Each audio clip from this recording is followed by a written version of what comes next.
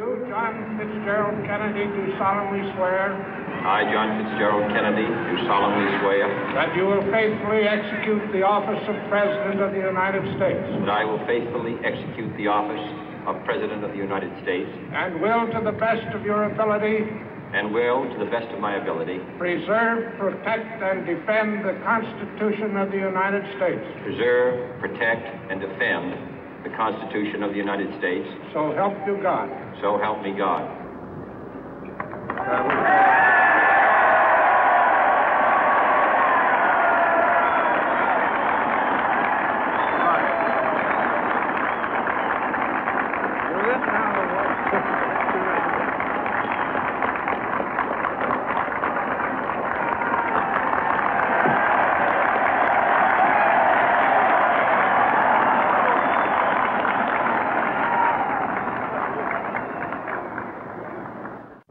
Vice President Johnson, Mr. Speaker, Mr. Chief Justice, President Eisenhower, Vice President Nixon, President Truman, Reverend clergy, fellow citizens. We observe today not a victory of party, but a celebration of freedom, symbolizing an end as well as a beginning, signifying renewal as well as change. For I have sworn before you and Almighty God the same solemn oath our forebears prescribed nearly a century and 3/4 ago. The world is very different now, for man holds in his mortal hands the power to abolish all forms of human poverty and all forms of human life. And yet the same revolutionary beliefs for which our forebears fought are still at issue around the globe. The belief that the rights of man come not from the generosity of the state, but from the hand of God. We dare not forget today that we are the heirs of that first revolution. Let the word go forth from this time and place to friend and foe alike that the torch has been passed to a new generation of Americans born in this century, tempered by war, disciplined by a hard and bitter peace, proud of our ancient heritage, and unwilling to witness or permit the slow undoing of those human rights to which this nation has always been committed and to which we are committed today at home and around the world.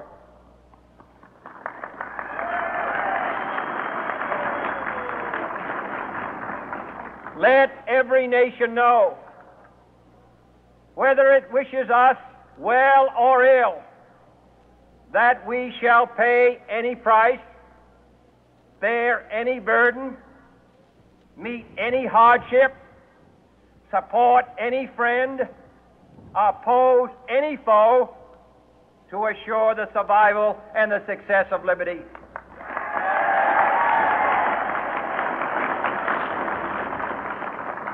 This much we pledge and more. To those old allies whose cultural and spiritual origins we share, we pledge the loyalty of faithful friends. United, there is little we cannot do in a host of cooperative ventures. Divided, there is little we can do, for we dare not meet a powerful challenge at odds and split asunder. To those new states whom we welcome to the ranks of the free, we pledge our word that one form of colonial control shall not have passed away merely to be replaced by a far more iron tyranny. We shall not always expect to find them supporting our view, but we shall always hope to find them strongly supporting their own freedom, and to remember that in the past, those who foolishly sought power by riding the back of the tiger ended up inside.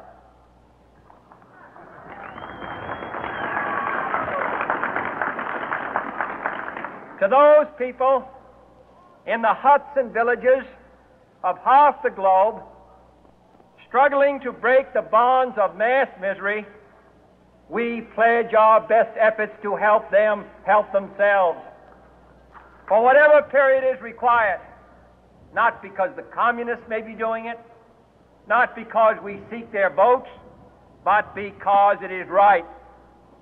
If a free society cannot help the many who are poor, it cannot save the few who are rich.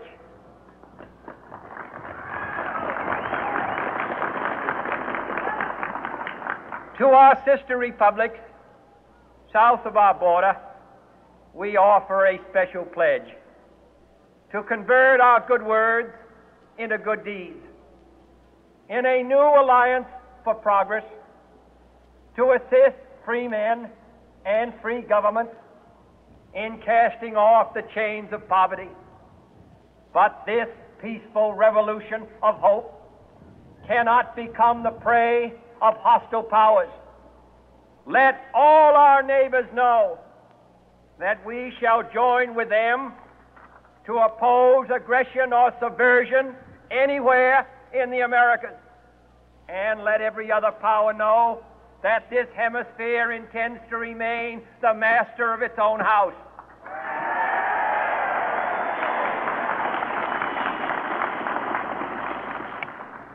To that World Assembly of Sovereign States, the United Nations, our last best hope, in an age where the instruments of war have far outpaced the instruments of peace, we renew our pledge of support to prevent it from becoming merely a forum for invective, to strengthen its shield of the new and the weak, and to enlarge the area in which its writ may run.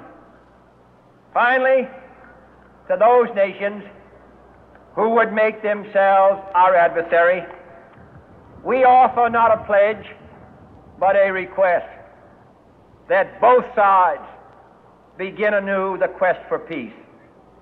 Before the dark powers of destruction, unleashed by science, engulf all humanity in planned or accidental self-destruction, we dare not tempt them with weakness, for only when our arms are sufficient beyond doubt can we be certain beyond doubt that they will never be employed.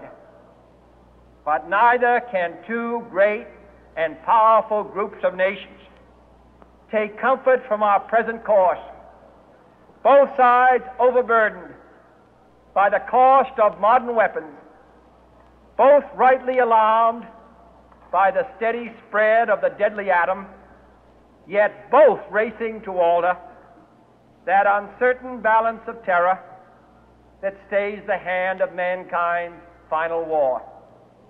So let us begin anew, remembering on both sides that civility is not a sign of weakness, and sincerity is always subject to proof. Let us never negotiate out of fear, but let us never fear to negotiate.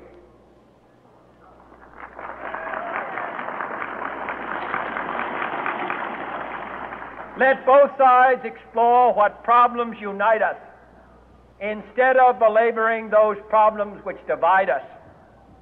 Let both sides, for the first time, formulate serious and precise proposals for the inspection